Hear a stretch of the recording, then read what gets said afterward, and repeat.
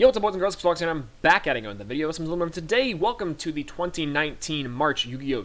Tier list. So, as you guys can see on the screen, we have top tier, high tier, mid tier, low tier, and table 500. We're going to be discussing some decks that I think you guys should keep an eye out for, and some decks that you guys might be wanting to pick up for this competitive season. I'm going to be ranking them, giving you guys my opinions based off of my experiences and based off of what I've been playing and what I've been playing against.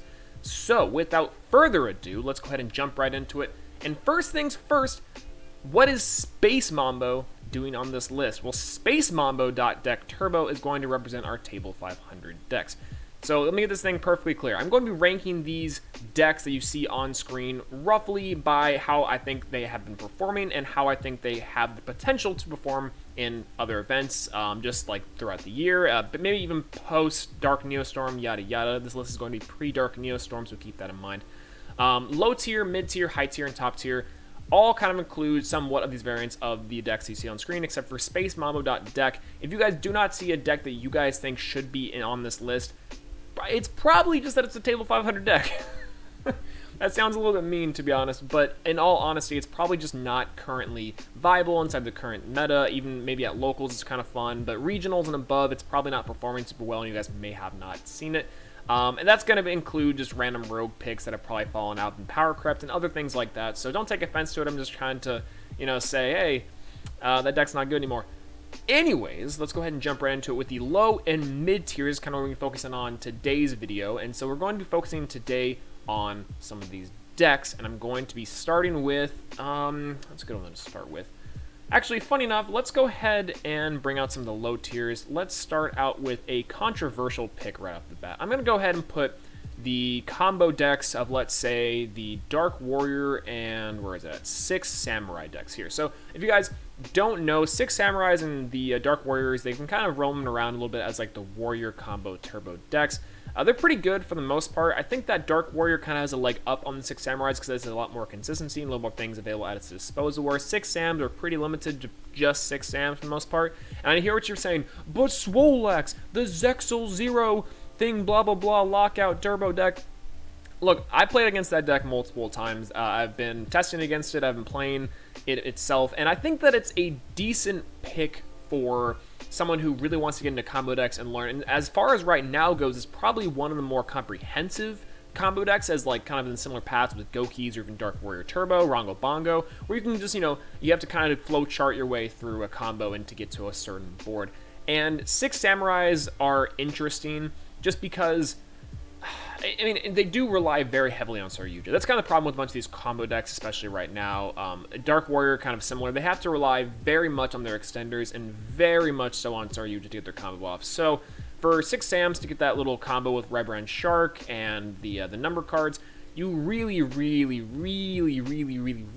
have to hope that they don't have Effect Viler, Ghost Ogre, or, Solemn Strike, Goes in Match, something like that to really inhibit your plays, or rival with the Warlord if it's not Goes in Match. That'll actually probably be fine, because I think most of them are Earth, but I could be wrong.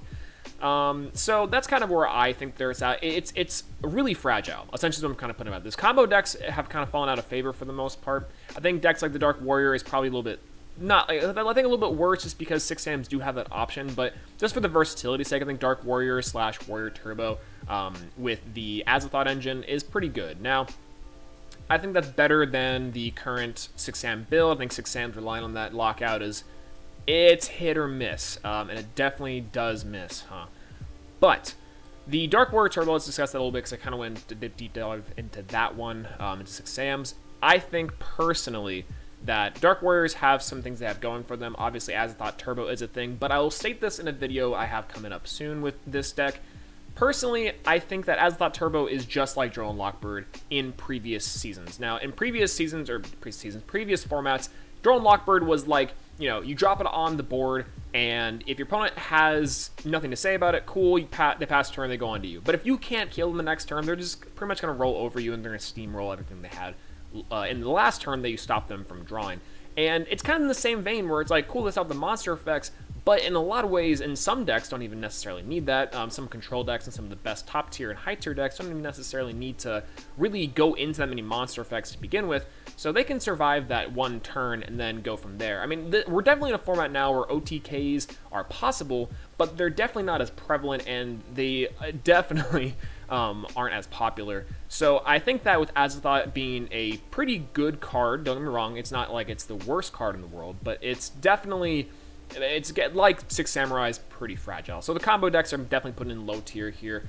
I just kind of feel like they've fallen out of favor. Warrior decks in general like that have been kind of rough. So, and they don't really have anything that they do particularly well. The gimmick of both of them is that they can kind of just span them out a bunch of stuff and go from there. But if your opponent has just a few interruptions, stop the Izzle perhaps, that can kind of end your combo right there. So it just really depends. They're pretty fragile, to say the least. But they're unlike Crusadia Guard Dragon, which is on this list in the Crusadia matchup, just because that deck's really fragile. But I feel like the consistency, and it has a lot less room for error, which is pretty much why I put it there. Let's go ahead and move on, though. That's kind of been dwelling on that for a little bit. Let's talk about Chaos Max Dragon here. So I mentioned Chaos Max Dragon on this list for a few reasons. I think the biggest thing I like it on this list, especially in the low tiers, is that you're going to see it at the local level. You're probably going to see it at the lower to mid tables at your regionals or wherever you're going to go, because the incantation cards really do add a lot to this deck, especially because I feel like Blue Eyes is such a big engine. The Chaos Max and Little Max can't be targeted, and I think they can be destroyed by card effects. Both of them, I know Chaos Max for sure, and that's actually really powerful. Things like Widow Anchor, things that steal, even like the destruction effects from like Rage and everything from Salamangreats is pretty good. Plus the double piercing damage. Again, you can OTK your opponent. However, it is really more consistent. This deck does brick quite a bit, and I feel like Chaos Max just doesn't really do a whole lot. I mean, if you can stop their OTK, you win the next turn. That's kind of where that comes from, essentially. Yes, they can be targeted, but there's definitely other ways they can, get rid of this thing. And there's other ways you can deal with the big monsters on board. You don't necessarily even have to do that. I saw one thing where this guy went into Baguska to flip them all into defense position, and then he linked away the Baguska into something else and then just ran it over. So it is very much possible to dodge that OTK and get your damage off later and just kind of build up a better control. And once they extend further, because that's the big thing with these decks, the resources, that they don't really gain resources off of their plays. Chaos Max, and especially, they just kind of vomit out all their cards onto the board, into the graveyard, and then they can't really do anything from there. So I'm definitely putting it in the low tier, probably going to be the lowest deck on this list, if I'm going to be honest. Then we're going to move on to Dinosaurs. So Dinosaurs is really funny because I'm put that above here, but not better than the combo decks with the Warriors. So I personally feel like Dinosaurs are a sleeper pick for this current meta. They have a good engine with the UTC and the Oviraptor and the Fossil Digs.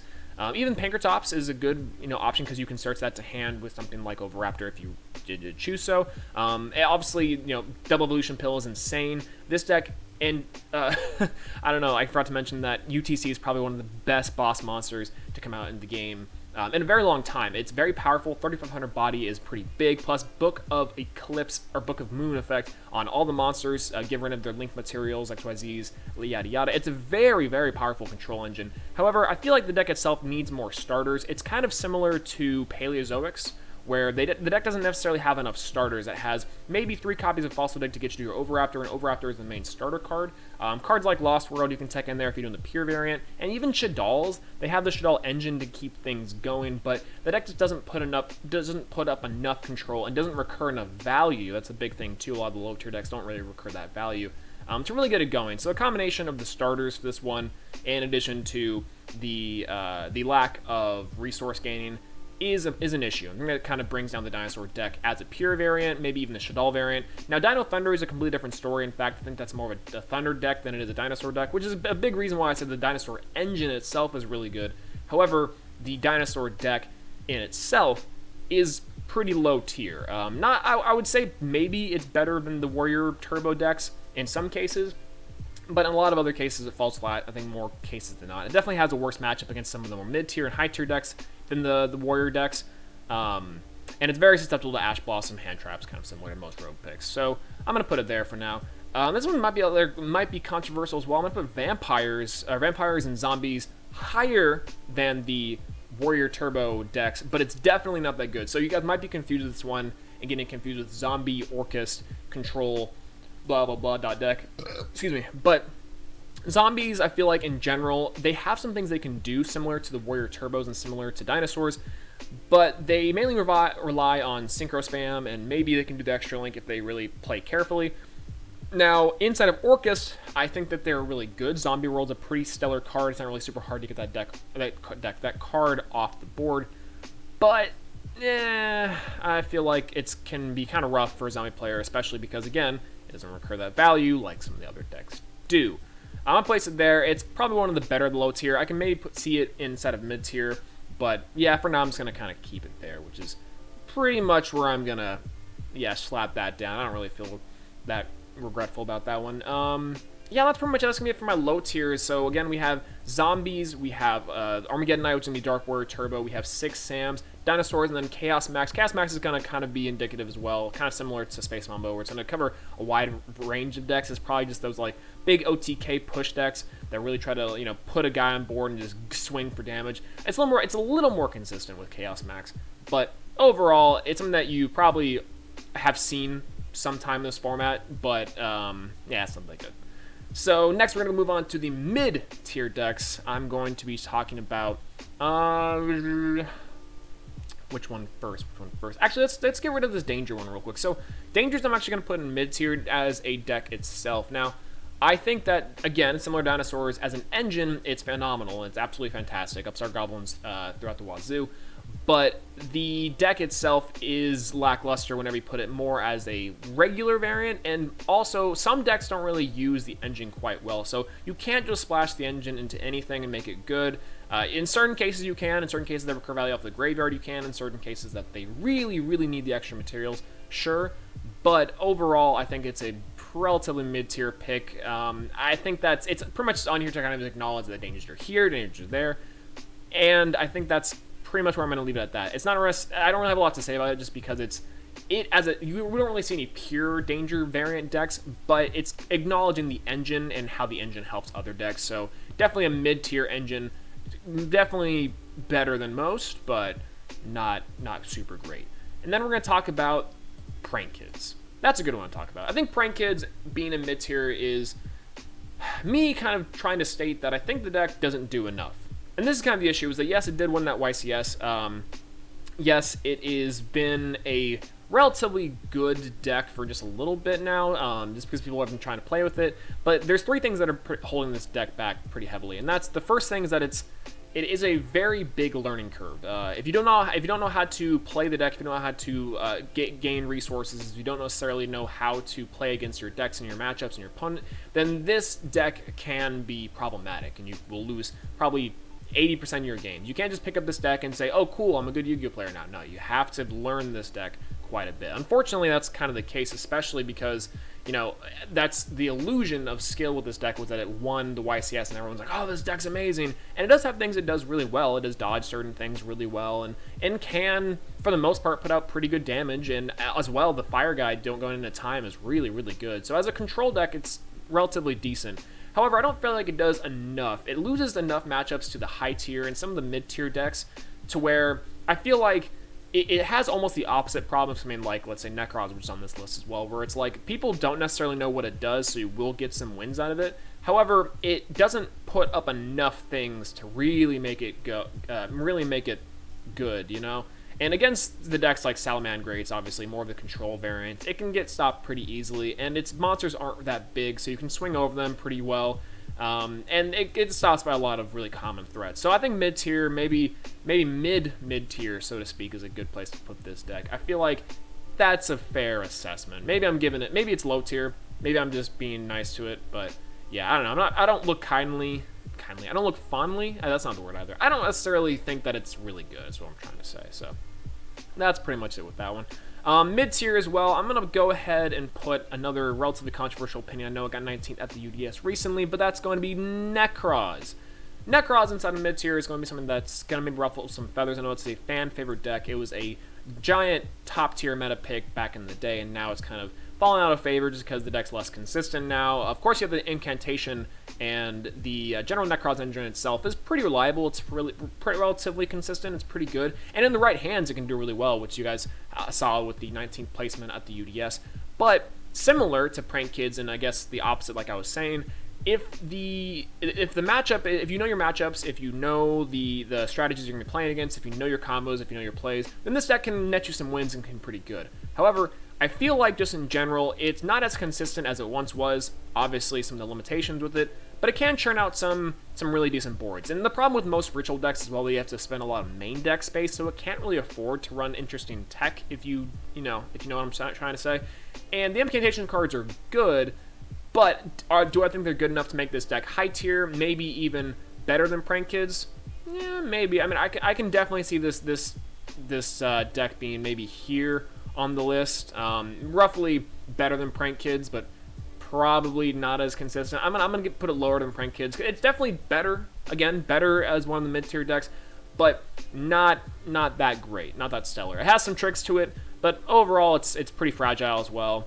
I think it can steal some wins, and you'll definitely see it at the regional level for sure, and maybe at the YCSs, but not much representation. And again, it's a player-by-player basis, so yeah, it's just kind of okay. It does have some neat lockout mechanics, so I will give it that. Next, let's talk about Burning Abyss.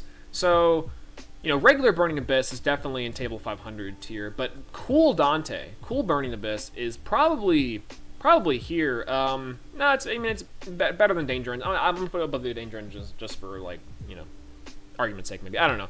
The Danger Engine is kind of a complicated one to put there because I didn't really clarify that too well, but I'm not gonna take it out.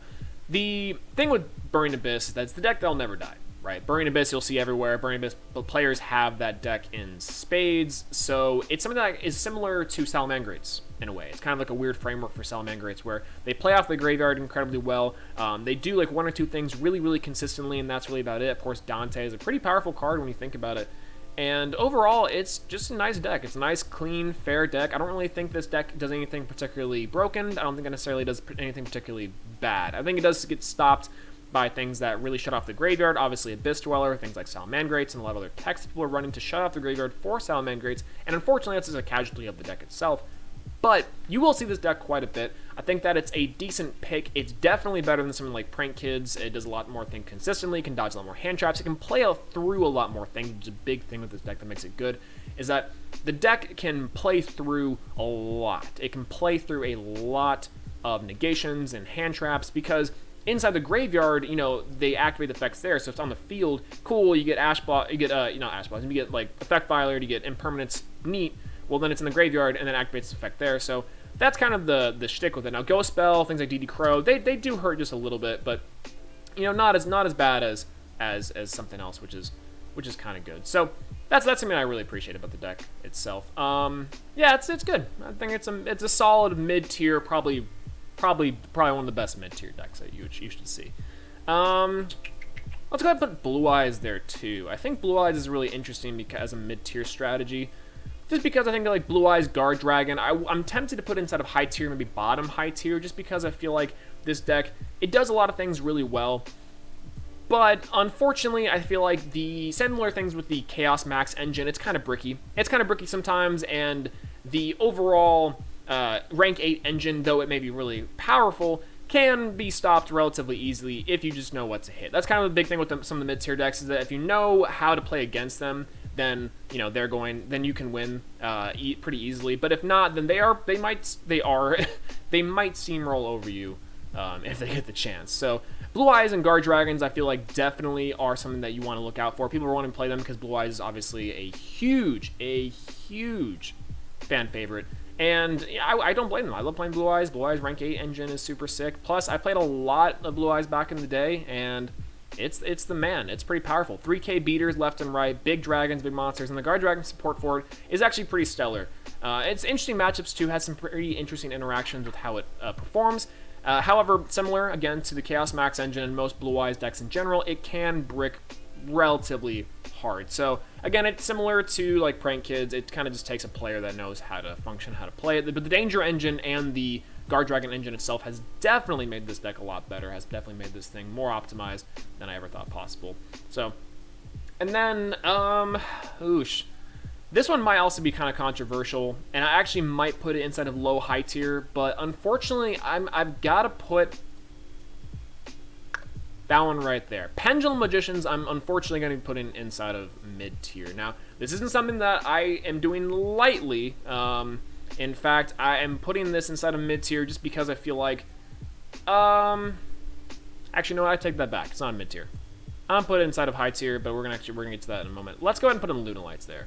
Lunalights in the good mid-tier zone. Because I thought about it for a second. Let me just clarify what I was doing right there. So with a deck like Pendulum Magicians, it's definitely low high tier. I'm probably giving. I was gonna give it a little bit of the axe and be like, no, be a little harsher on it. But honestly, pretty good. So let's talk about Lunalights instead. Lunalights are just an OTK, more gimmick deck. They have problems going second. They have problems going first. In certain cases, and yes, they do have access to the Azathoth engine and some of the rank 4s that are really good. The deck itself can perform pretty well, and unfortunately, it is, you know, a relatively solid OTK deck. The unfortunate part about that is that with that winning, again, the YCS, people are having its eye on it, and people definitely learn its matchup, which makes it a little bit weaker, and similar to something like Cyber Dragon on this list, but I feel like it's going to be just a little bit better just for a certain reason. That we'll get into in a bit. I feel like Lunalights don't necessarily have, not to put it, they don't necessarily have a lot of the control elements something like Cyber Dragons can do. Cyber Dragons can put out a lot of things with the OTK, they can put out some big monsters, but unfortunately Lunalights I feel like is kind of a very linear, very one-way street deck. I could be wrong on this, but from what I've seen of the deck, you can do like 1 or 2, maybe 3 things. You can control something like Azathoth, you can kind of go into that engine, or you can OTK, which is not bad. The deck does that pretty well. Unfortunately, I don't think that it's that good to really say that it's going to be high tier, maybe even top tier, but that's pretty much where I'm going to be at with that one. I don't necessarily think that it's going to fall out of favor pretty soon, unless they get a crazy wave of new support or another like crazy extra deck monster they can abuse. But that's probably just my opinion. I could be wrong with that one. I probably am, to be honest, just because. Nah, I'm not wrong. That one's solid mid tier. Solid mid tier in its best form. And yeah, that's pretty much it. Now I might want to move Necroz further up. I'm probably, I don't know about that one. Anyways, what do you guys think of this? What do you guys think of this tier list? Mid tier, low tier, and table 500. Of course, we have regular Dante, but cool Dante and regular Dante, there's no argument. Regular Dante's down here, cool Dante's up here. But what do you guys think of it? What do you guys think of this tier list? What do you guys think of the current state of the meta? Next time we're gonna be talking about the high tiers and high tiers and top tiers, and where I think they stack against each other, and how I think they stack against some of the mid-tier and low-tier decks. Now, if you guys disagree with this list, let me know in the comment section down below. Where do you guys think I should be placing some of these? Do you think Necroz should be higher? Do you guys think Frankage should be higher? I think Lunalights are really good. Do you guys think Blue Eyes are really bad? What do you guys think of it? What do you guys think of it in the comment section down below? I'd love to hear your thoughts on this. If you guys like this video, make sure to leave a like, want to see more. Please subscribe to videos coming in the pipeline, so stay tuned to that if you want to. But yeah, that's going to be it, and I will see you guys next time with this tier list. Bye-bye.